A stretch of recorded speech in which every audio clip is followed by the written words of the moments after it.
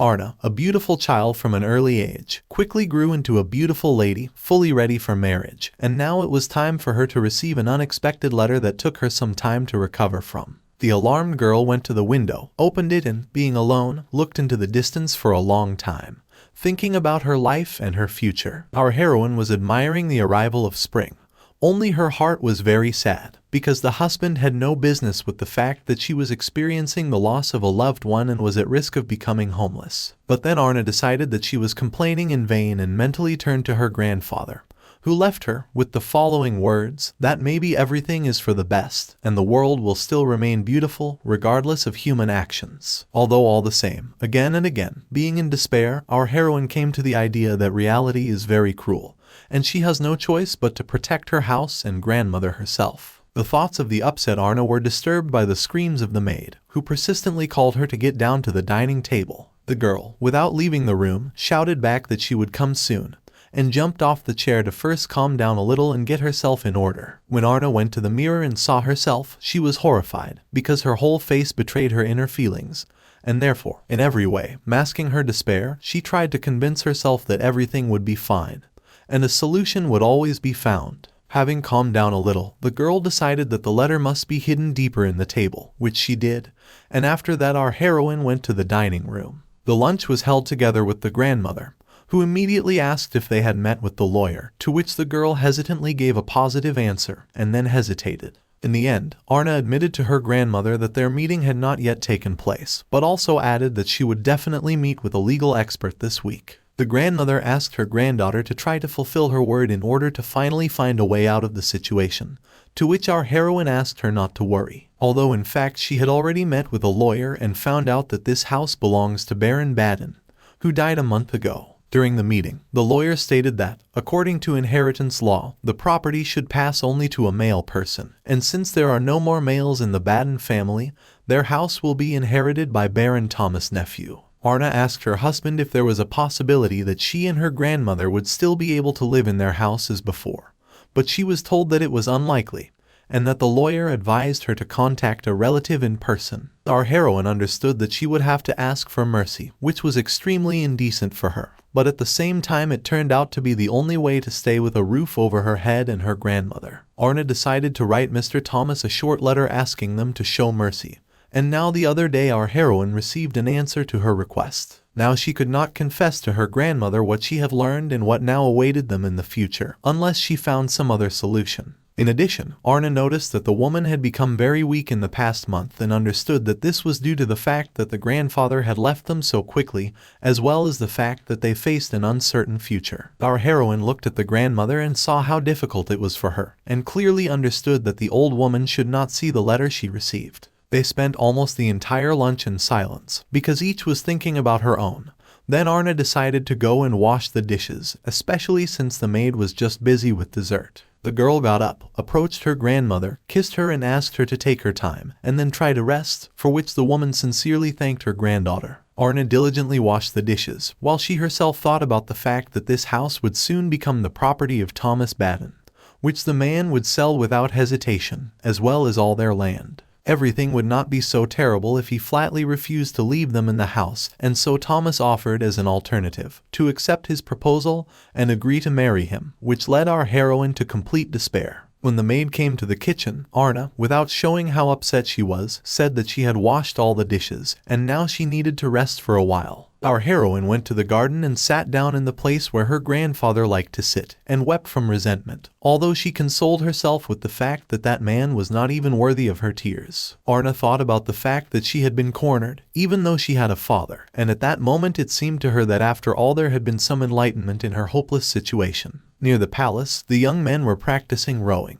and the clatter of their oars against the water and the loud alternation of teams resounded throughout the district. The young man, who was still resting in his room, woke up to the shouts of the athletes and even tried to silence their commands for some time. He had no choice but to get out of bed, and he did so, calling the boys full of energy jerks. The prince displeasedly concluded that the spring was to blame for everything, which made everything around become unbearably loud. Pierre went to the window and watched how the sons of noble families, who dream of the opportunity to do at least something worthwhile in life, sit close to each other in boats and use their oars senselessly, and at the same time he did not understand why they could not switch their energy to girls. The prince dressed and called the butler, who immediately arrived at his first call and immediately learned the reason for the call, because Pierre simply asked him to look out of the window, and he himself pointed to the swimmers. Dvoretsky immediately apologized, and then explained that after permission from the city hall, they could not do anything about it. The man also said that this year the number of training teams has increased, so there has been more noise. The prince looked at their futile attempts to break into the leaders and considered them fools, because he knew that in any case the victory would go to Leonid Neister. The butler offered to move his things to another room,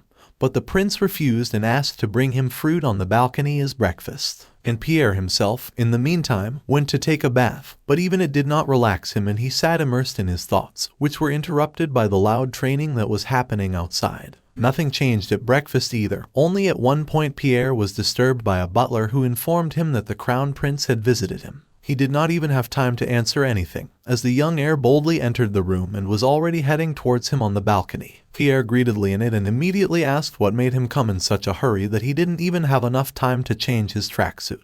The man directly asked the question, what had happened, which caused both surprise and dissatisfaction in the morning visitor. Leonid threw a newspaper on the table, where the front page featured a picture of Pierre, and boasted the inscription crown-bearing poisonous mushroom. After which the question, is everything going to be all right, followed. Pierre was intrigued by his new nickname, which Leonid also noticed and asked if he knew about it. He responded to all of this by approving the choice of photo, which he found to be good, and even thanked the editor in absentia for it, before asking about the rumors regarding the return of Princess Gladys from Risen. Previously, this girl was loved by the whole kingdom, but now she was considered a princess loser, who survived the separation from Prince Pierre and also lost a child. With the return of Gladys to Risen, all curious eyes were once again turned towards the prince, now nicknamed the poisonous mushroom, and the unfortunate princess, and the main question was whether they would be reunited. Pierre thought that this gossip would surely appeal to the aristocrats and confirmed that today was perfect weather for the growth of poisonous mushrooms, much to the confusion of the second prince, but the first only added that they were growing well. Meanwhile, our heroine was at the station, and now, thinking, she was standing on the platform, waiting for her train. She was distracted and even frightened by the appeal of the station employee who loudly asked if she was going to get on the train, to which the girl gave a positive answer. Arna stood there, sighed and thought that just at this time her grandmother should have found her letter and read it, so now she was mentally apologizing for leaving without even saying goodbye. On the other hand, the heroine could not say that she wanted to meet her father, because she knew that it would be better for her grandmother to go bankrupt than to ask for help from her son-in-law, whom she did not want to know. The girl was driving to meet her father, to meet him for the first time after her mother's funeral, while 11 years had passed since that day. Arna gripped the handle of the suitcase anxiously and reasoned that they were no different from the others, even if they weren't as close to their father as they should or could be. At the moment, our heroine did not even know if her father would even let her on the threshold, but this was her last hope, so there was no turning back. Despite all her determination, Arna continued to doubt herself and whether she would be able to do it, so she was afraid to take the next step. But at that moment, the station employee again scared our heroine with a shout, and this time displeasedly remarked that if she was not going to get into the car, then she should not disturb others. Also, with the words that she should take fate into her own hands, the girl took a step forward, especially since no one cared about her troubles. Arna concluded for herself that she must face fate face to face and withstand any opposition. Our heroine drove with the thought that if she was destined to cling to tiny sparks of hope, then so be it. Although the degree of her excitement exceeded the scale, because the girl was afraid that her father would simply kick her out and she would have nowhere else to go. And Pierre was waiting for the next morning meeting, during which the disaffected young woman tried in every way to attract the attention of the man, where his indifference annoyed her, although at the same time she mentally acknowledged how wonderful he looked even in this state. And the prince just wanted to sleep, because he returned home almost before dawn, and fell asleep in the morning. The girl became increasingly angry and tried to get answers to her questions, especially she wanted to know that everything written in the newspaper was just fiction. But the prince remained silent, and yet the princess did not back down and tried to get answers to the questions that worried her, while barely restraining her anger. Pierre did not comment on what was written in the newspaper, but simply thought that his visitor was an amazing girl, because it was not even day yet, and she had already rushed from the capital, and even with full parade.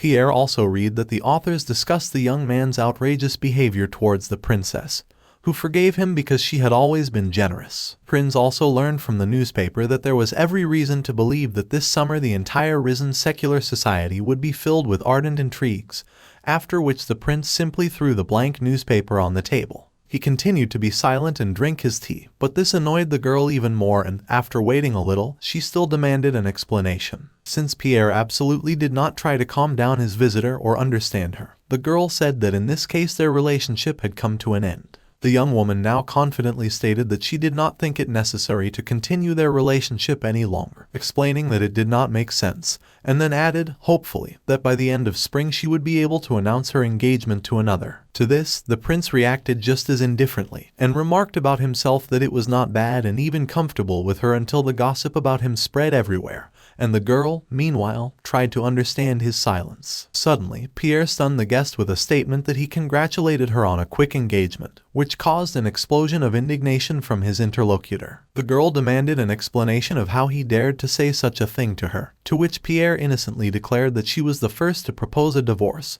so he does not find anything wrong with her words. The prince explained that he had only accepted her offer and now did not understand what was wrong. What had maddened his interlocutor? The girl tried to get at least some explanation or an attempt to keep her, but the prince had already decided everything for himself, and he began to think that the morning visitor was too annoying. Meanwhile, as the guest was overflowing with anger and receiving no answers to her questions, the prince expressed his hope that she would be a great match for some earl, and took leave of her. When Pierre went to another room, Mrs. Fitz, from whom he hoped to hear a lullaby, because he really wanted to sleep. The woman was ready to fulfill his every wish, but this time she brought him bad news. Mrs. Fitz informed the prince that he needed to go to the train station as soon as possible because the queen would be arriving soon. Pierre completely forgot that she was coming back today. Then the woman also reminded that today there will be a charity reception at the Royal Hospital, where she was invited. Mrs. Fitz very untimely comforted the prince with the fact that it was he who would have to become the queen's attendant, and it was time for him to get ready. Meanwhile, our heroine was traveling in a train, where she was so crushed by a whole crowd of people that she had no opportunity to breathe in and out calmly. Arna looked at how crowded it was outside the window and how bright it was, that the eyes spread. Although this was the city in which she was born and grew up, despite the fact that she had to leave here at the age of 5. Finally, the station attendant announced that the train had arrived at its final stop, so now it was time to pull myself together and go forward. But here, too, our heroine was awaited by such a column of people that she saw nothing and no one and simply got lost among them, not understanding what was happening at all. Arna assumed that something had happened, but all the people continued to crowd and look at someone, while the girl could not get through this crowd and get out of it, getting further and further away from the exit. Finally, our heroine realized that everyone's eyes were directed at someone who was leaving, and now she herself wanted to find out who was the culprit of such a situation. At one point, Arna managed to take a step forward, but he was too determined, as he forced her to stand in front and make eye contact with the majestic, handsome stranger. Our heroine froze in place after meeting the eyes of this young man, and even blushed all over. At one point, a station attendant approached her and pushed her aside, demanding that everyone step aside and make way for an important person. As Pierre passed by our heroine, he noticed that this girl stood out from the rest of the crowd only by her appearance, which consisted of too much lace, and in general she had a very old-fashioned appearance. He even had the idea that the stranger he had just met had come here from another time. At that moment, our heroine heard how someone from the crowd asked why everyone was huddled here, not understanding why to look at the great disgrace of the royal family, which she loudly declared. Arna began to worry that this person would hear such words, especially since at that moment the man turned and looked directly in their direction, and the girl quickly averted her gaze so as not to accidentally meet him. She looked after him again and thought that the stranger was the epitome of gallantry, especially after he smiled in response to the rudeness of the man standing next to him and saying inappropriate things. The sun had already set, and Arna kept wandering around the city and couldn't find the right alley, and suddenly she saw a fountain and decided to rest a little near it. She sat and thought about how difficult things had been even from the beginning, and now her thoughts went to her grandmother, who had made her favorite muslin dress, in which she was now. The girl thought about the fact that, having come here, she felt that she had lost all determination to meet her father, but still she did not remain to hold herself with dignity and observe etiquette, as befits a noble lady. Arna remembered the instructions of her grandmother, who taught her to be restrained and elegant, and to behave appropriately in any situation. And since she was raised by the most elegant woman of the Baden family, the granddaughter decided not to let her grandmother down and flawlessly experience all the circumstances of life. Our heroine was fascinated by every novelty she saw, and the girl concluded that it was incredibly beautiful here. She got acquainted with her hometown, but suddenly remembered that time was running out and she could already be seriously late. Arna gathered her strength again and convinced herself that it was necessary to continue the journey, so she stood up and stepped forward into the unknown. In the palace, as always, it was restless, and in addition, the young princess was arguing with her brother, telling him that she did not understand him at all. The girl reminded Pierre that Gladys was coming back and continued to find out whether he did not understand what this meant. The prince thought for a while about the answer, and then assumed that now the summer season would turn out to be very unsuccessful. The statement of the brother greatly upset the sister, and she cried out how he dared to speak in such a way about Gladys, and added that about the same woman, whose feelings he had trampled on, and who himself had thrown away like useless garbage. Pierre was silent, but for some reason he remembered their last conversation with his wife, where Gladys cried and asked how he could say such terrible things to her. Meanwhile, the princess continued her verbal attack and stated that she was saying all this not because they were friends, but to make things clear. But the prince decisively stopped her further outbursts. Pierre endured for a while, and then turned and looked sternly at the Duchess of Hine, which terrified the girl. The prince then assumed that the duke was looking for her, and decided that their conversation was over as it was time for her to return to her husband. When finally Pierre was left alone and began to mentally beg all the people to look at him and not bother him with the same topic, when a young man invited him to come to them on the balcony. There were two of his friends there, one of whom was extremely upset because, having invested in foreign bonds, he fell into a fraudulent scheme and lost his investment. And the second young man now thanked the prince for the fact that thanks to his advice he managed to stay afloat, because he warned in time that all this was a disastrous business. The comrade admitted to Pierre that if he had not been a descendant of the royal family, then he would have stabbed him, and now he was indescribably grateful. Hyder also admitted that he was able to profit greatly from an investment he made in a steel company on his advice, to which the prince replied that his friend had won solely because of his talent for singing. Hyder continued to praise the prince for having a real art with money, and even found it unfair that Pierre managed to keep everything at once. Then the young man who had lost his investment said that they were indifferent chumps who could not at all understand those who fell into these traps, and declared that even Viscount Hardy had lost almost all his fortune. Thinking, the prince turned his attention to the garden and noticed many lilies of the valley and remembered that they were in Gladys's wedding bouquet and decided that they must have become very popular after that. At the same time, Pierre remembered that girl who was at the station and stood out among everyone, and even her hat was decorated with lilies of the valley. The prince even now mentioned that her whole image was very old-fashioned, but at the same time he emphasized that it was all maintained in a single style. Meanwhile, our heroine finally found her father's house and was now standing in front of his door, trying to calm herself down and try not to be nervous. Although even though it was her father's house, she was trembling and it took her a while to press the bell button. That same evening, the father's new wife asked the man what he intended to do with his daughter, who had appeared. When the man was told that his daughter had arrived, he did not believe it and called it complete nonsense and fraud. But our heroine had no choice but to go into the house and turn to her father, which she did. When the man saw the young girl, he was deeply surprised to see a resemblance to his first wife, and also to hear a request for help to save the Baden estate. The new mistress of the house continued to ask the husband what he was going to do with her, and the husband asked not to worry, because he intended to send her home immediately. However, the woman did not think that Arna would just take it and leave, especially after appearing in the middle of the night and making her demands so untimely, when they were already one step away from bankruptcy. The father was determined to send his daughter home, considering that all these years there was no news from her, except now to appear before him and beg for money. The man opened the door to the room with all his determination and was about to express his decision, but Arna confused him with her calm greeting. Her father's face just changed before his eyes, and even his wife could not understand what was happening to him. While he appreciated her thin frame and neat features, the same as her beautiful mother, the man now reflected on the fact that since she was naturally endowed with such an appearance, the girl should be pampered a little, and she would become even more beautiful and, perhaps,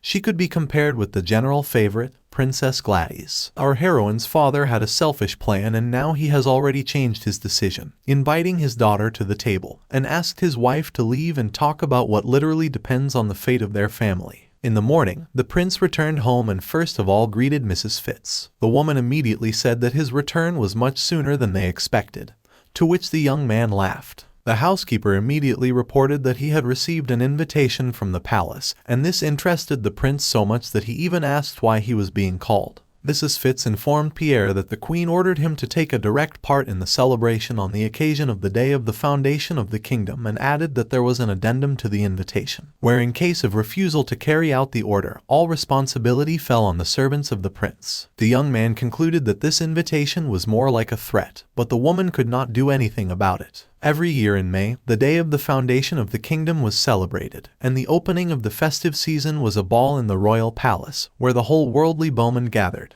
The prince never appeared at this event after his abdication, and now everything said that his absence will not be ignored now as before. The young man recalled a charity evening, where the queen asked him if there was a lady who touched his heart. Then her son tried to express a negative answer in a gentle way, but apparently the mother's anxiety reached the extreme point and she did not believe him to the end. The prince connected all this with the break that had happened between him and Gladys, and now, be that as it may, but this whole situation annoyed him to the point of fear. Pierre undressed and lay down on his bed, sighing loudly at the fact that all these problems had fallen on him and were now haunting him. And our heroine noticed that there is a strange atmosphere in her father's house, and everything around seems gloomy. Besides, for 3 days there have been talks about the fact that he needs time to think things over, and the girl, deciding that if this continues and further, then she will return home with nothing. Arna's thoughts were interrupted by a maid who brought her afternoon tea. The girl immediately and again was indignant that the young lady